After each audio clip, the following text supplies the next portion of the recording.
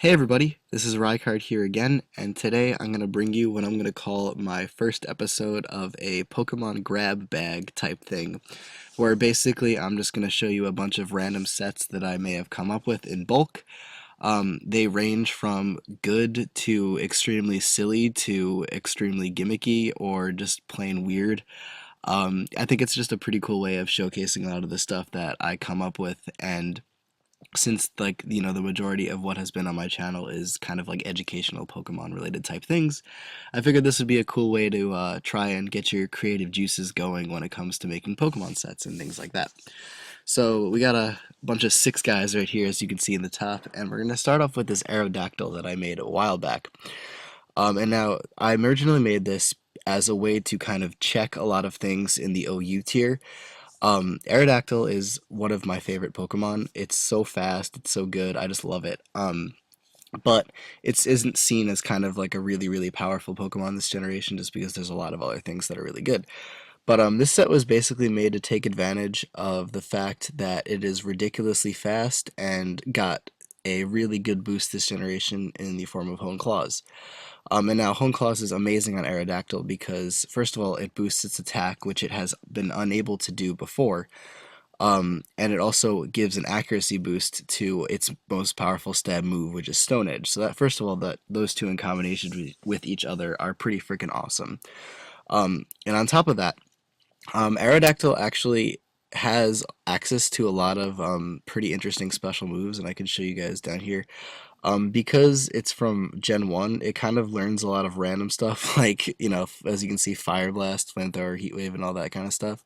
Even Dragon Pulse. Generally, Gen 1 Pokemon have way bigger move pools than the other ones, just because of how, like, the games were made, I guess, back then.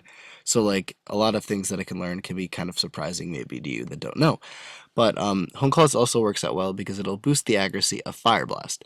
And now, Aerodactyl isn't much of a special attacker, but because of the abundance of Scizor and Ferrothorn that you'll see in the OU tier, having Aerodactyl around to Fire Blast things that would normally check it in a way, because you really can't hit a Ferrothorn unless you have a super effective move against it because of its ridiculous defenses. But having Fire Blast with pretty much a somewhat boosted special attack, as you can see with the 96 EVs into that, it can actually do quite a bit of damage. You can actually OHKO Scizor for the most part, unless they're kind of or especially defensive in a way. But it's pretty surprising, and not a lot of people expect this kind of thing. But what's also great is that it has Crunch as well to deal with like things like Latios and things like that, which are part psychic. So Crunch will be good against them. And it's also pretty good against Jellicent as well. So this is kind of a really cool and interesting set that I came up with, and I think it works out really well. Also, to make note of the item, which is the Babiri Berry, which is a super effective reduction berry, and this actually reduces the effectiveness of a super effective steel type move. So, for example, as I said before, I use Scizor as an example. If it wants to come in and bullet punch you, you can live a bullet punch from pretty much any Scizor and then kill it with Fire Blast. So that was actually one of the other reasons behind this. But having Hone Claws to boost your accuracy while investing some in special defense or special attack to hit things that are 4 times weak to fire, which is actually a few that you would come across of an OU, seemed like a pretty cool idea on an Aerodactyl, which is something that would normally not be seen doing this. So I thought that was pretty awesome. Also, its ability will be the Dream World ability in this case, which is Unnerve, which is pretty cool because since it prevents a Pokemon from eating a held berry, any like super effective reduction berries like the Babiri berry, for example, will not activate. So if something is holding like I forget what the fire type one is, but if it's holding that to reduce the damage of a super effective fire move, it won't even activate because of Fire Blast or because of the Unnerve ability, which is really cool. So this is kind of the more one that I wanted to explain the most in this game or in this episode today. But we're gonna move on now to my Raticate. And basically, I just think the idea of having a choice band and having hustle as your ability to be one of the most ridiculous things in the game. That means basically at all times you are +2. So this 261 attack is really going to be 522.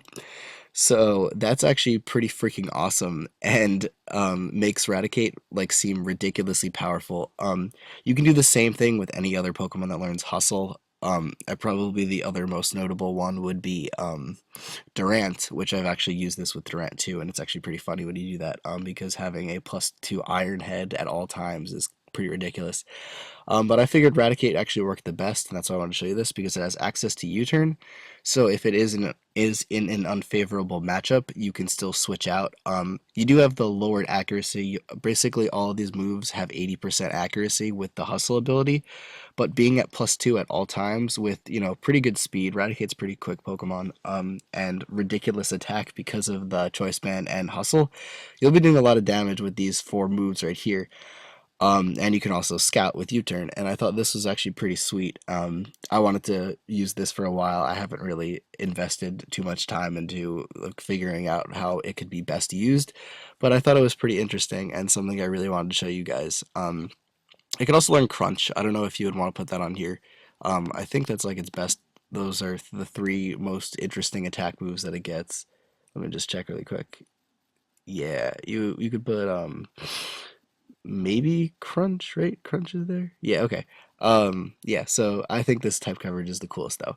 But anyways, we're gonna move on to a Nidoking.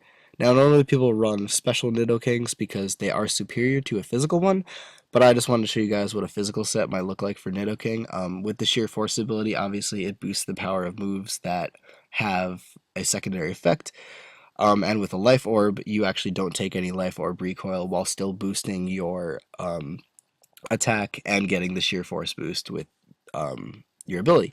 So Poison Jab will be your main stab move in this case, and then Rock Slide would probably be the other best move to use, which also they both get boosts from having the sheer force ability and life orb together. Now Sucker Punch is on there because that's the only priority Nidoking gets. I'm just looking here really quick.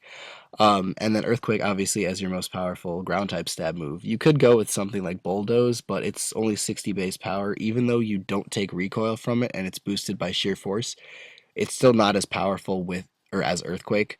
So I would still go with that, even though you would take the recoil. And it's just kind of like an interesting physical take on the traditional special set that you would run with Nidoking. It might be something you want to try out just to change stuff up a bit, but the special ones are definitely a million times better than this. But I just wanted to show you for the heck of it. Moving on, we have Magmar. And now Magmar is pretty interesting, and if you think about it in terms with its evolution Magmortar, because what Magmar has is it has the same physical attack as Magmortar does, plus because it's a lower evolution, you can actually run a Violite on it to make it pretty freaking defensive. So you basically have a way more defensive but equally as physically powerful Pokemon. Magmar is also faster than Magmortar, and this is pretty much just a physical Magmortar set, or Magmar set in this case, which, in my opinion, if you're going to run a physical set on either of these two guys, just go with Magmar and give it a Violite, and it'll be like a million times better than Magmar, or Magmortar. But the set is basically Flame Charge to increase your speed, obviously, Flare Blitz as your most powerful Fire-type move, Brick Break, and Thunder Punch for some good other coverage. And I put Vital Spirit as its ability. You can use Flame Body. Either one works. I just like having the immunity to sleep. But if you are curious or if you don't think I'm telling the truth here, I can actually show you this right now. So we can see that 317 is its max physical attack, and 278 is the speed of this with 224 EVs into speed. So let me just do this really quick. And let's just do that. Okay. So as you can see, same physical attack, way less speed. So it's pretty much an easy way, or a way better option of using a physical Magmar type evolution set. So that's why I want to show you that. Moving on, we have Sunflora. And now Sunflora is pretty much considered a terrible Pokemon by most people, and it in a way is. But because of its new ability Dreamworld, or its Dreamworld ability Early Bird, it's actually can be used in a pretty unique way when put in combination with subseeding, because basically you have subseeding plus rest. And because of Early Bird, rest only incapacitates you for one turn. So rather than the regular 2 turns, you'll wake up every other turn, which is pretty awesome. So now you're gaining HP from Leech Seed, you're subbing up to take less damage, and then you're getting back to full health with rest pretty much anytime you want. This EV spread was pretty much made to try and maximize its defenses in the best way possible. So you got 172 EVs into physical defense with a plus physical defense nature in the form of a bold nature. 88 EVs into special defense to boost that a little bit, and then 248 EVs into your HP to boost that as much as you probably would need to. Leftovers as the item. I chose Sludge Bomb as the attacking move because I didn't want to really run Giga Drain on this because then you basically are completely walled by grass types. So I figured anything that you can't Leech Seed, you can hit with Sludge Bomb. Because anything you can't Leech Seed will either be having the Sap Sipper ability or be a grass type. And with the exception of Ferrothorn and Ferroseed, this set can hit everything that it needs to with Leech Seed and Sludge Bomb. And Sludge Bomb also has the added ability of poisoning an opponent, so you can wear them down even faster if you get the extra poison ability, or extra poison effect. And this set is actually surprisingly good. Like, I was very, very pleased with how this actually worked out when I've used it. And it's probably one of the better Sunflora sets that you can run on it, other than maybe like a sun or a sunny day one with chlorophyll, or in the sun using solar power. But this is one of the better sets that you can use with Sunflora to have it work outside of sun, which is pretty awesome and something you may want to invest into trying out yourself. It's not obviously the best subseeder in the game, but it's one that is pretty unexpected, and it gives Sunflora, something to make it good, in my opinion. And I've never really seen anything like this that has really shown that Sunflora is actually a capable Pokemon in any kind of way. So that's why I really like this one. And then lastly, we have this Musharna set, which I might have explained previously in one of my really, really old videos when I first talked about it. But I just wanted to show it to you guys again because I've used it and it's actually surprisingly effective. And this is a Curse Musharna. Now, Musharna is a special attacker. There's nothing there. I mean, there's nothing you can really say against that. Musharna should always be using special attacking moves. However, it does have access to Curse, so I wanted to try and see what I could do with that. And so I have a pretty interesting EV spread, basically 144 to hit points, 296 to attack, and 168 to special defense with a brave nature to increase your physical attack and lower your speed, and having leftovers to recover HP synchronizes your ability to pass on any status you may get. But this set is actually surprisingly good and will make Musharna into a good physical attacker.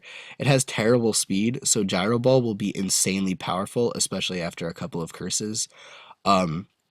And having Zen Headbutt as your other stab, or as your stab move, is actually really good with, your physical attack. This is probably the only time you could ever pass Musharna off as a physical attacker, and it actually works out really well. The type coverage is not that great.